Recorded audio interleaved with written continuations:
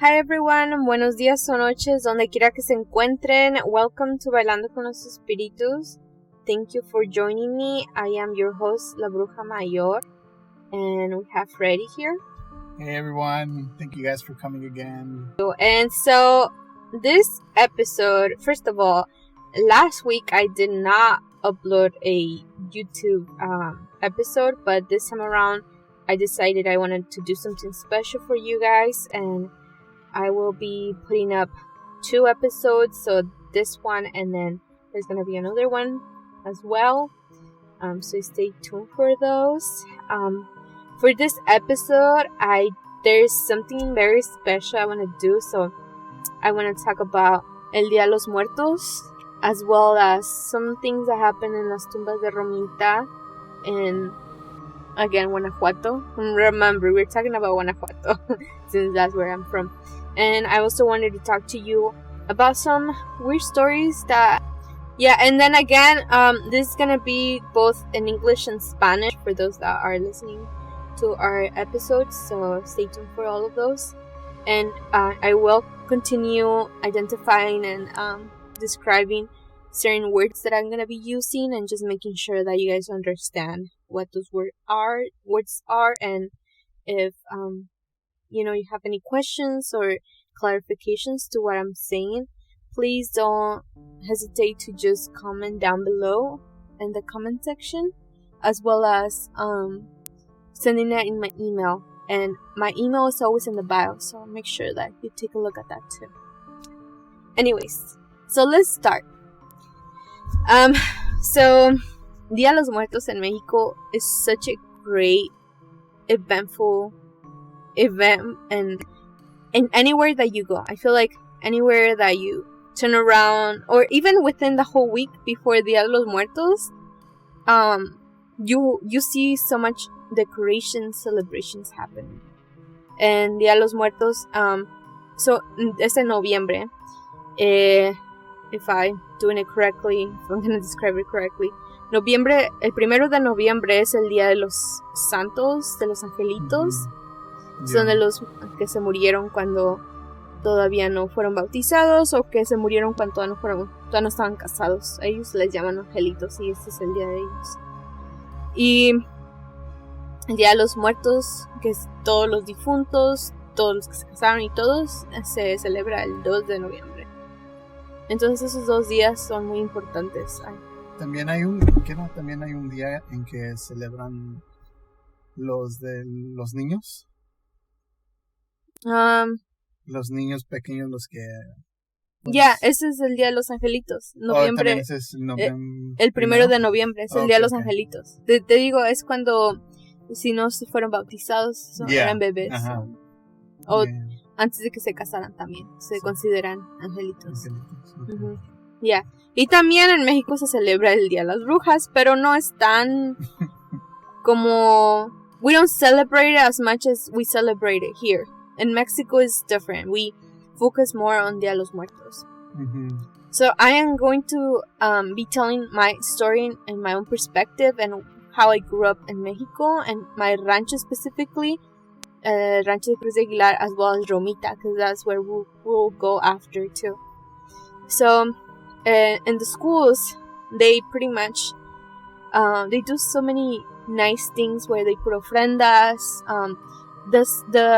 El Día de los Muertos, we bring food with us, we bring pictures with us, and we put it there to offer our prayers and welcoming the our difuntos to our ofrenda.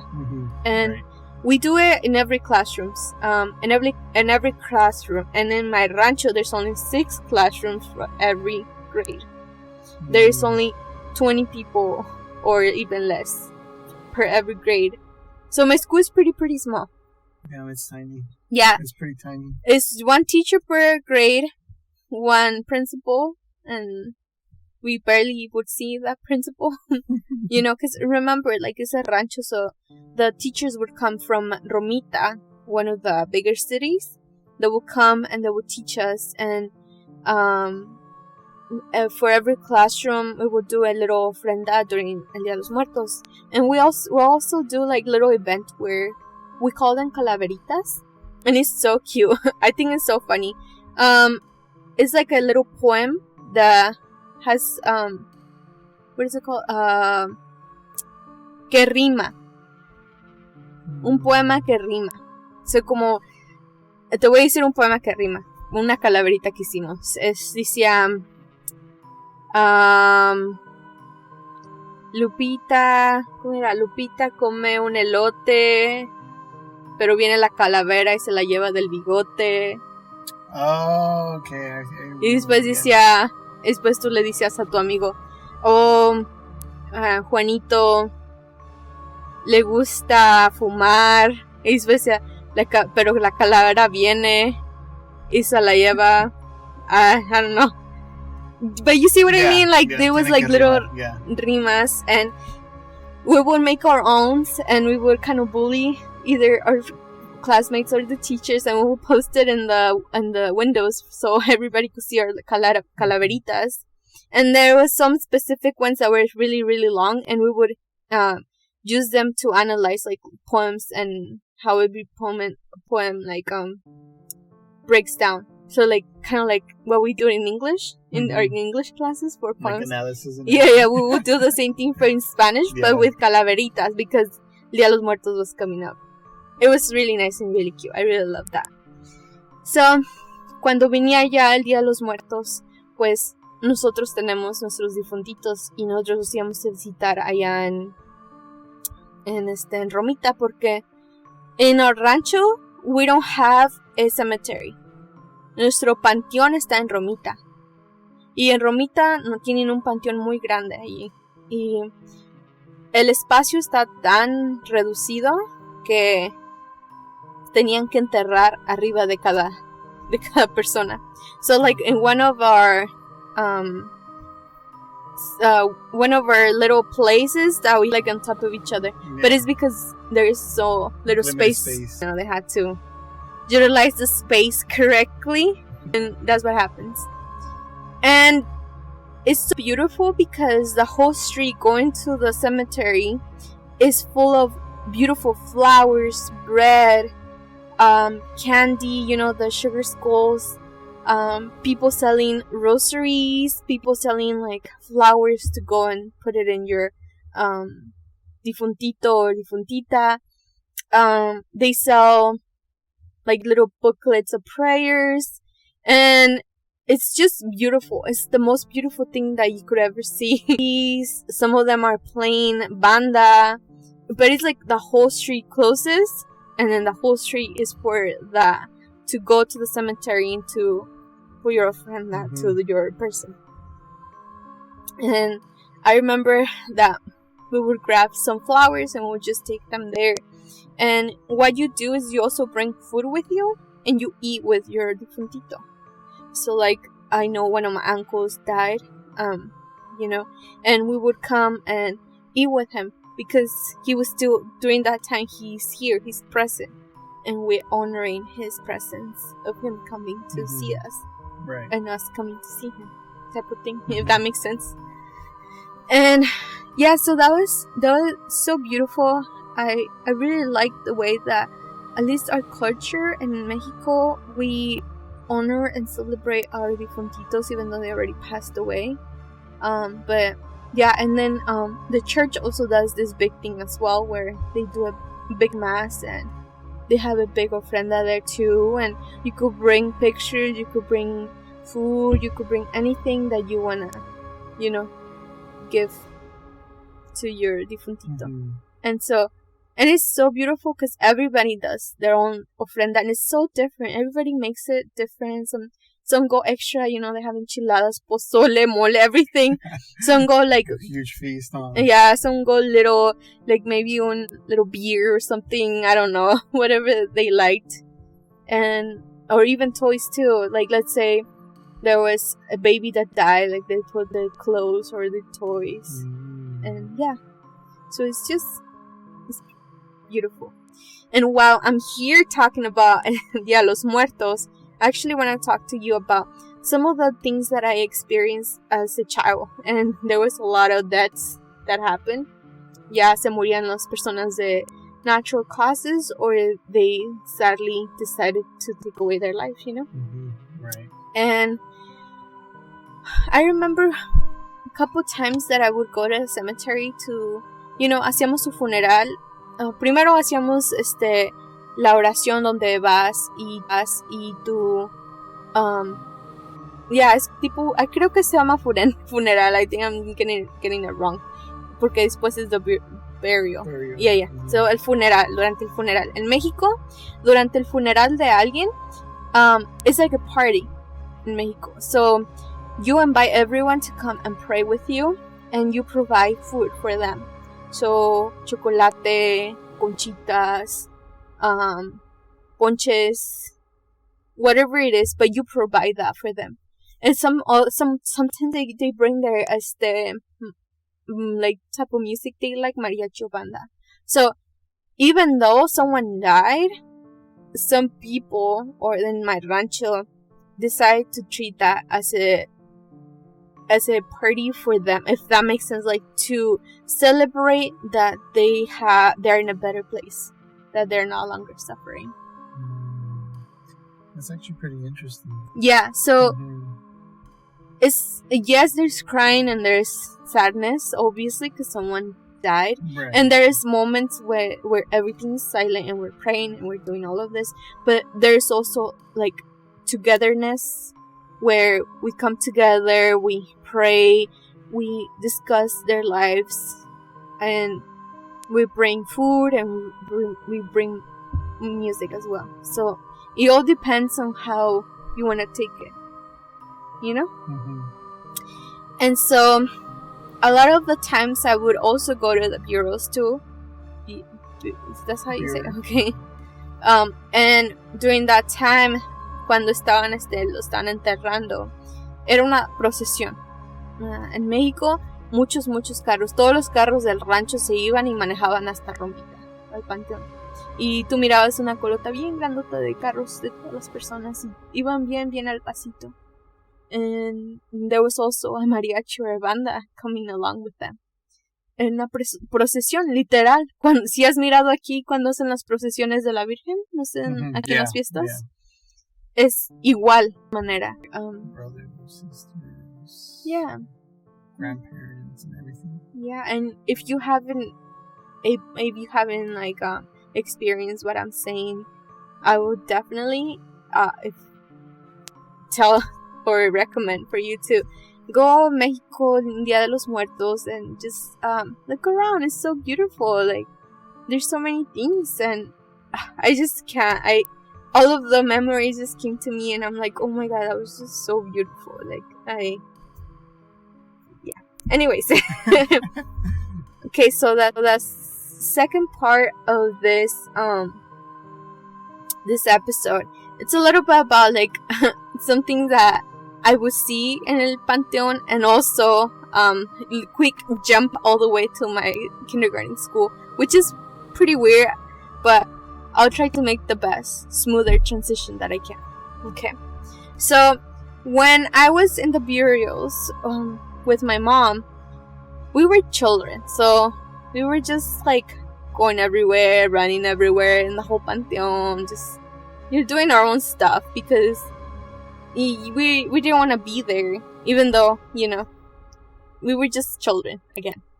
So muchas veces andábamos jugando arriba de las ¿cómo se llaman?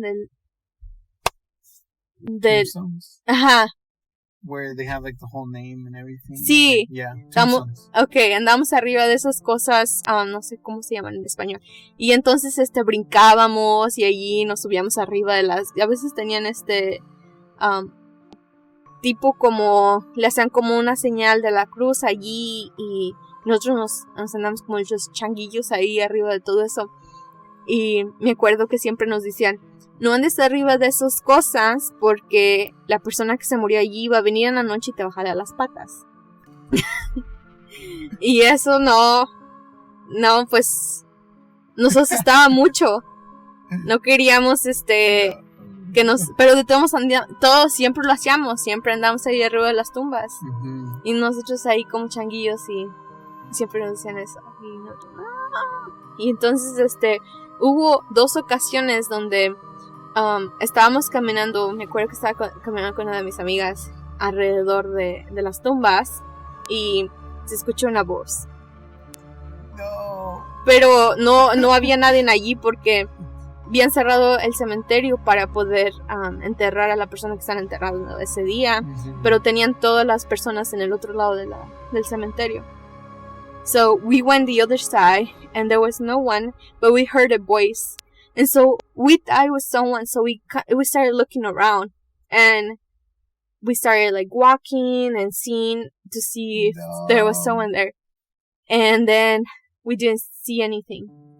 So then we just continued walking to where they actually had a little small, tiny type of kiosco slash church where they finished the praying for some people. Yeah.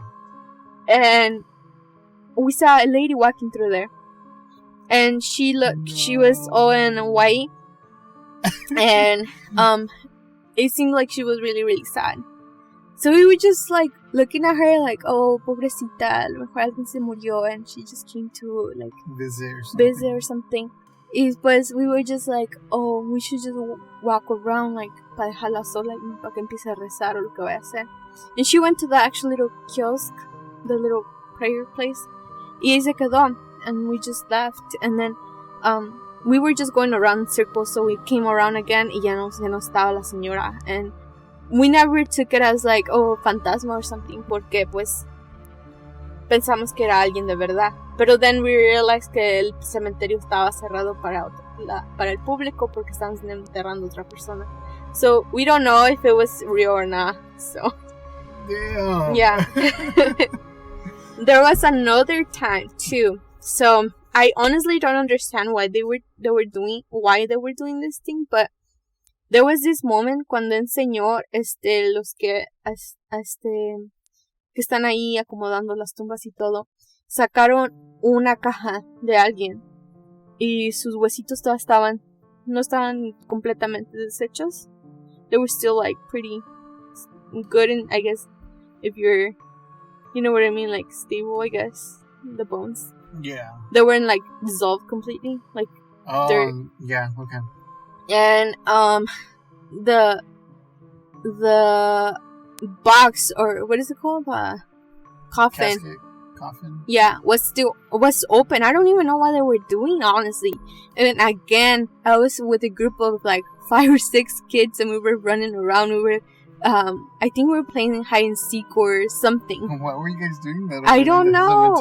I don't know. I honestly don't know. We were just crazy kids, and I remember we were like, oh, because the coffin was in the side of the hole that they had made. I think they were gonna put someone else there. I don't know. And then we were just like, oh, we should jump across the little hole thing. No. And because there was no one there, just left the coffin there. So everything was just like left, like yeah, like it itself. seems like someone was like doing the work, and they just went to grab something or something like that. Yeah. And we were just running, so we crossed through there, and we're like, oh my god, look, it's so cool, you know, type of thing, like literally película style. And then we just like jump over the hole, and then we're like, no, nos va a jalar las patas, because remember again? The little saying. The little saying que si te andas haciendo esas cosas. So, someone did it, ya se andaba cayendo al hoyo.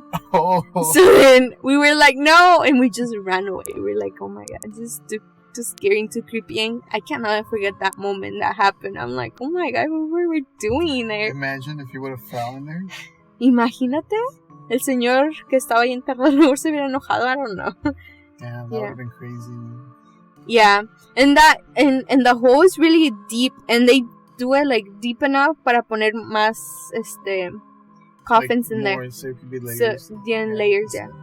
Yeah, so because again we utilized our space correctly over there in Mexico. Oh, not correctly, but you know, efficiently. Just space and you have to, like, make do with what you have. Yeah, so you could be with your family, I guess. And yeah, so those 2 situations, I was like, oh my god, now that I'm gonna talk to you about Día de los Muertos, I want to like tell you those little things that I remember seeing in there. But yeah. Okay. So now, for one of the scariest things that I had to endure when I was in kindergarten. Oh my god, honestly, I feel like all my experiences has started since I was little. Like, I was gonna say that. Like, I feel like all your experiences started when like you were kindergarten. yeah, desde que estaba chiquilla, dude, like, oh my god. Anyways, en el kinder pues ya sabes, de rancho style, no teníamos tantas cosas. Pero ya cuando yo entré ya teníamos un poquito más de cosas. Eran 2 salones y 2 maestras por salón. Y tenían a los niños de kinder. Ya había baños, bien, con sus toilets y todo.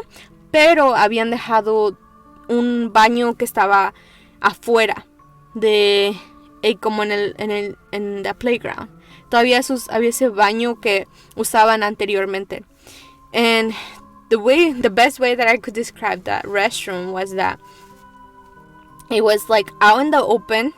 They really only had 3 walls. So one wall was clearly open and it was facing towards the street. Mm-hmm. Which I found there. I'm like, why would you want to go to the restroom with everybody seeing you? Anyways. And then there was two I guess 2 holes in that restroom. Everything it was made out of some type of metal material. And then there was just the holes in the little seat that they had made there. Mm-hmm. And the holes every single time we were like sneak peek in there. The holes were really deep, and so it seems like there was like a type of tunnel under. Mm-hmm. If that makes sense. Yeah.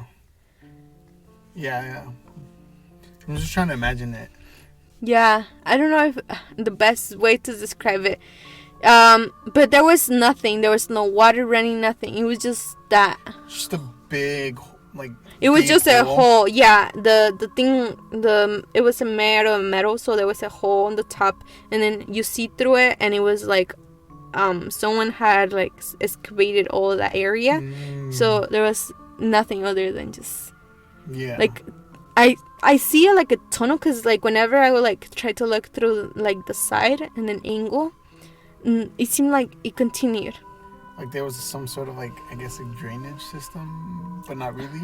Honestly, I don't know how and why they did that. Mm-hmm. Again, these are my memories, okay? So I'm gonna try my best to describe them. So in this part,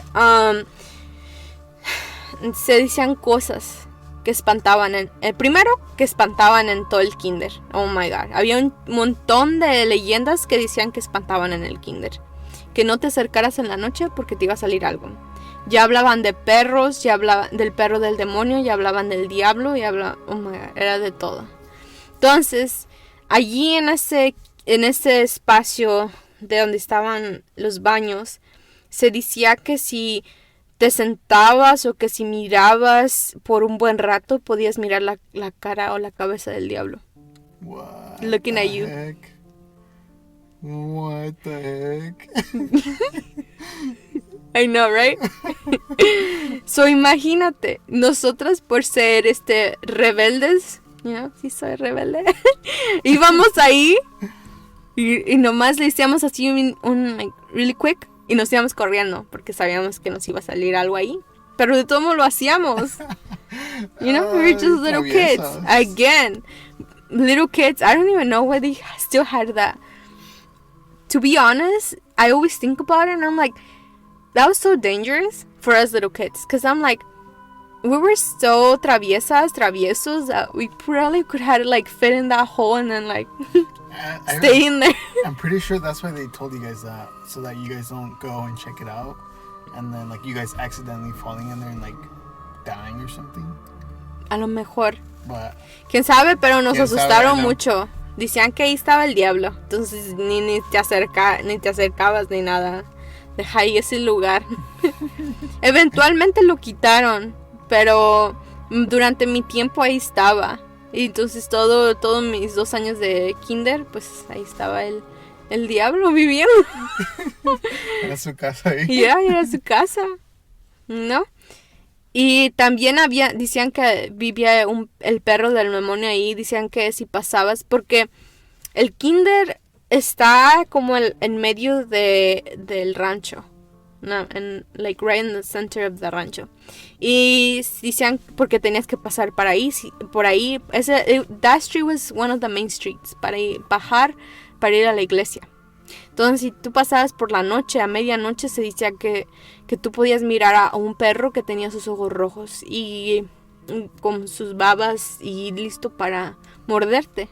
Y honestamente, who doesn't believe that? In Mexico, los perros are so aggressive, dude. Just run away, you know. In Mexico, there's no, like, people, like, there's no police there, like, hey, like, I'm gonna give you a felony if your dog bites people or something. Like, no, y te los echan. O les dices, hey, tu perro me andaba mordiendo. Oh, está bien. You know, like, what do you want me to do? Nothing. Yeah. There's nothing you can't do. Yeah. But, yeah, so I would always get really scared of that. And one of my cousins actually experienced seeing the dog porque se fue a dormir conmigo en un día de pijamadas, y this girl missed her house and decided that she was gonna, you know, escape from my house, go in the middle of the night to her house because she wanted to sleep in her bed. And she walked through there and she told us the next morning that she saw that dog and that she was really, really scared. Damn. And can you not? It's the same cousin from my story from that episode. If you remember the first episode. That's like the Ouija board, no? Mm-hmm. So just... Oh my god. Yeah. It's just crazy. Stay away from your cousin. Yeah, I'm just not gonna hang out with my cousin no more because they're scary. Anyways, those were my little stories of this episode. I thought they were pretty cool and I wanted to share it with you guys, and I mean as well as you, Freddie. Like, my god, it's so crazy, all of the things that happen. The last one, the last one's pretty scary. I don't know, it's just growing up, you know, like they tell you everything. Oh, the diablo's gonna be there. The diablo's gonna be there. Like when I was a kid too. For some, I don't remember where I heard this from, but like I heard this saying like if you put your ear like on the suelo, mm-hmm. and lo empiezas a escuchar, you could hear the diablo. Like, si pones tu oreja en el suelo. En el suelo, and then you could hear him. What? So I always believed that. And I was like, just be curious, and I would put my ear on the ground and then to hear the diablo. But oh my god, it was so crazy. No, for us it was different. It was like, oh, si puedes tu oreja en el suelo, puedes escuchar la respiración de la tierra. I don't know. Sí. I don't know where I heard this from, but I heard this from when I was like little. Oh my god, that's scary. Yeah. Anyways, those were a little stories, and thank you so much for your continued support in this journey to getting our stories out there. Okay.